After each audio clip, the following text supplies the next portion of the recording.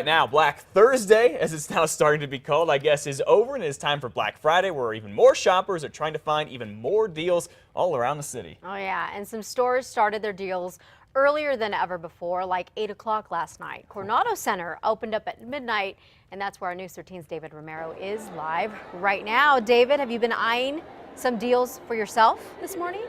I've been eyeing a lot of stuff here at the mall, of course, Elizabeth. And you guys aren't going to believe this. We are joined by somebody who has been up since 3 o'clock and shopping since yesterday morning. Her name is Elena Gurule. Elena, we just can't believe this. Over 24 hours now that you've been at it.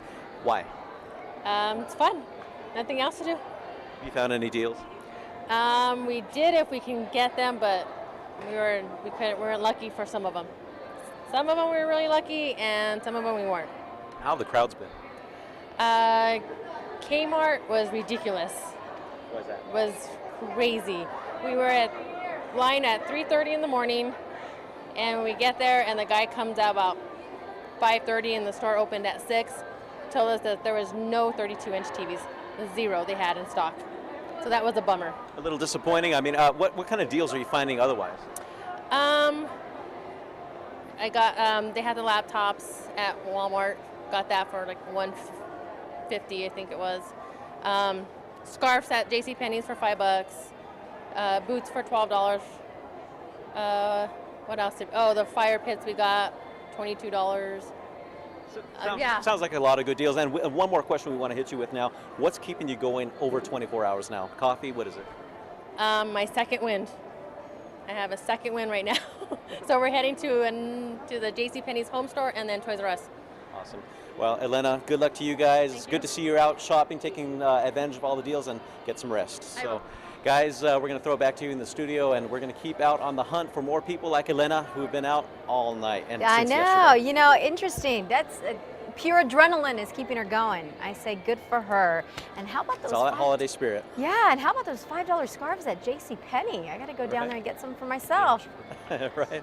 All right, David, thank you. And remember, for everything Black Friday, just head over to our website. We've got a lot of information on there. It's KRQE.com, and just click on the Black Friday tab.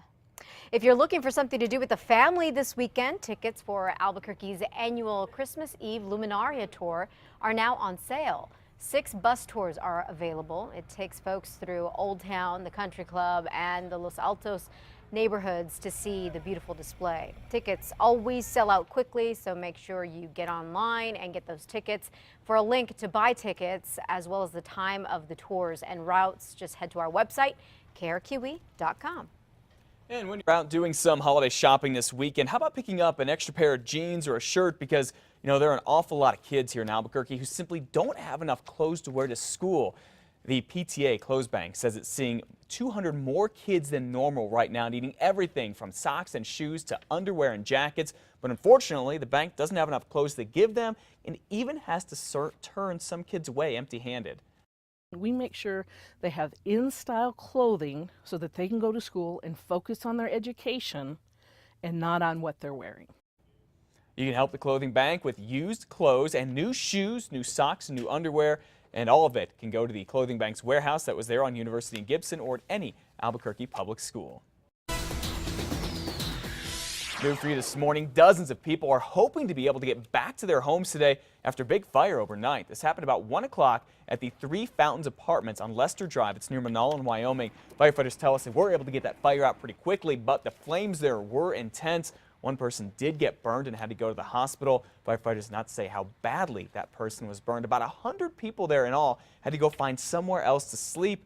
Investigators have not said what caused that fire. Police are still looking for 2 suspects in a recent home invasion. In custody right now is the accused ringleader.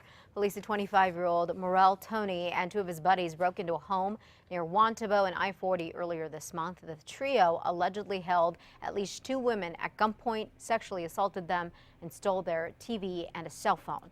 Tony was arrested on Wednesday and is in jail on a no-bond hold. He's charged with armed robbery, sexual assault, and child abuse because there was a toddler inside the home at the time, according to police. Deputies arrest 3 men and a woman in connection with a Valencia County burglary. Earlier this month, we told you how Jeremy Hicks, Josh Adams, and Brandy Held were arrested for breaking into the Los Chavez home. Well, deputies say they stole a lockbox with the homeowner's adopted kids' birth certificates inside. They also say that the trio shot at a neighbor who tried to stop them. This brings the total arrests in the case now to 7. Well, with all the holiday shopping that we're talking about and that a lot of us are doing comes more holiday shoplifters. And one of Albuquerque's city councilors has a new way to try to deal with that. Ken Sanchez is planning to ask the mayor and the police chief to let officers use their patrol cars when they're off duty during the holidays. Right now, most officers can drive their cars to and from a home in the office, but not for errands or anything like that. Councilor Sanchez thinks that if crooks saw police cars at the mall, at grocery stores, wherever, they'd be a lot less likely to go break into cars. The more police officers we see out on the street of Albuquerque, I think people are more aware and more conscientious, and I think it becomes a safer community. Now, we called the mayor's office to see what he thinks of this idea, and we're told he needs time to talk it over with the police chief.